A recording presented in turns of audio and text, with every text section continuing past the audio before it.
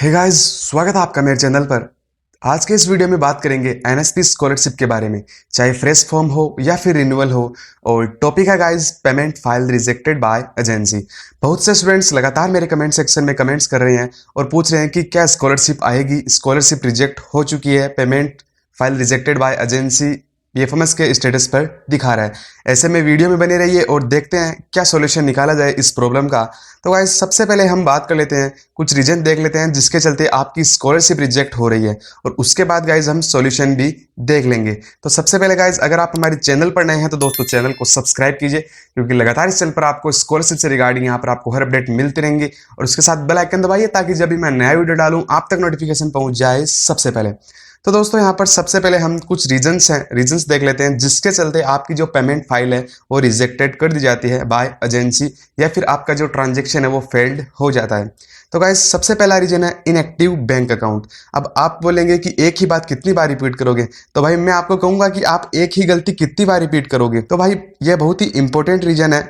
तो important reason इसलिए है क्योंकि अगर गाइज आपका जो बैंक अकाउंट है वो इनएक्टिव रहेगा तो इसके चलते आपका क्या होगा, इनएक्टिव रहने के कारण जब भी आपका स्कॉलरशिप का अमाउंट आपके बैंक अकाउंट में डाला जाएगा तो वहां पर आपका इनएक्टिव रहने से कारण जो पेमेंट है वो फेल्ड दिखा देगा, या फिर वहां पर payment file rejected by agency हो जाएगा। तो बहुत ही इंपॉर्टेंट रीजन है गाइज, इसका आपको खासकर ध्यान रखना है कि आपका जब भी यहाँ पर स्कॉलरशिप का पेमेंट आने वाला हो तो आपको यहाँ पर कुछ ना कुछ ट्रांजेक्शन अपने अकाउंट में करते रहना है, अपने रिलेटिव्स को या अपने फ्रेंड्स को ट्रांजेक्शन करते रहे, ताकि आपका जो बैंक अकाउंट है वो एक्टिव रहे। और जब भी आपका स्कॉलरशिप का जो अमाउंट है वो आपके अकाउंट में ट्रांसफर किया जाए तब आपका जो अकाउंट है वो एक्टिव रहे और आपका स्कॉलरशिप का जो अमाउंट है वो इजीली आपके अकाउंट में ट्रांसफर कर दिया जाए।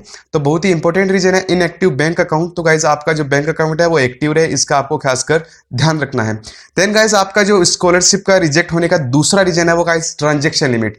अगर आपकी स्कॉलरशिप है वो अगर 10,000 से 15,000 के ऊपर आने वाली है, 10,000 से ऊपर आने वाली आपकी अगर स्कॉलरशिप है, तो गाइज आपको यहाँ पर ध्यान रखना है कि आपके जो बैंक अकाउंट है उसके ट्रांजेक्शन लिमिट नहीं रहनी चाहिए। जी हाँ दोस्तों, जब हम जो बैंक अकाउंट है वो ओपन करवाते हैं तो कभी हम ध्यान नहीं देते कि वहां पर जो ट्रांजैक्शन की लिमिट हो जाती है, और लिमिट रहने के चलते जब भी स्कॉलरशिप का पैसा आपके अगर अकाउंट में डाला जाता है तो वहां पर लिमिट रहने के चलते आपकी स्कॉलरशिप है वो यहाँ पर अटक जाती है, या फिर payment file rejected by agency हो जाती है, या फिर ट्रांजेक्शन फेल्ड हो जाता है।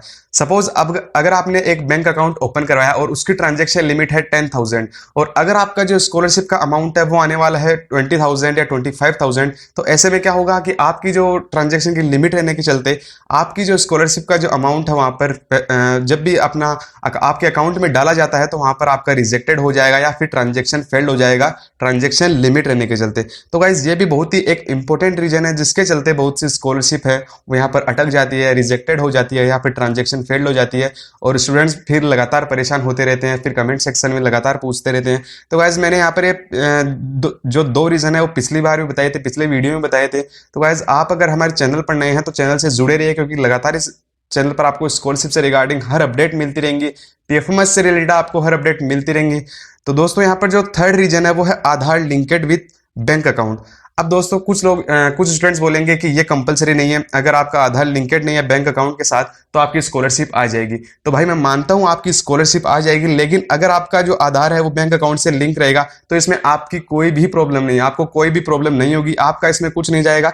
तो मैं यहाँ पर रिकमेंड करूंगा, सजेस्ट करूंगा कि आपका जो आधार है वो आप बैंक अकाउंट से सीडेड रखें, लिंकेड रखें, ताकि जब भी आपका जो बैंक अकाउंट में आपके अकाउंट में अमाउंट है वो आपका स्कॉलरशिप का जो अमाउंट है वो जब भी ट्रांसफर किया जाए तो एक तो आधार लिंकेज से क्या होता है कि आपका जो ट्रांसफर है वो आधार बेस्ड पेमेंट भी होता है। तो अगर आपका आधार है वो लिंकेड रहेगा बैंक अकाउंट के साथ तो आपकी स्कॉलरशिप आने के चांस है वो 99% रहेंगे, और आपकी स्कॉलरशिप है वो सबसे जल्दी आएगी।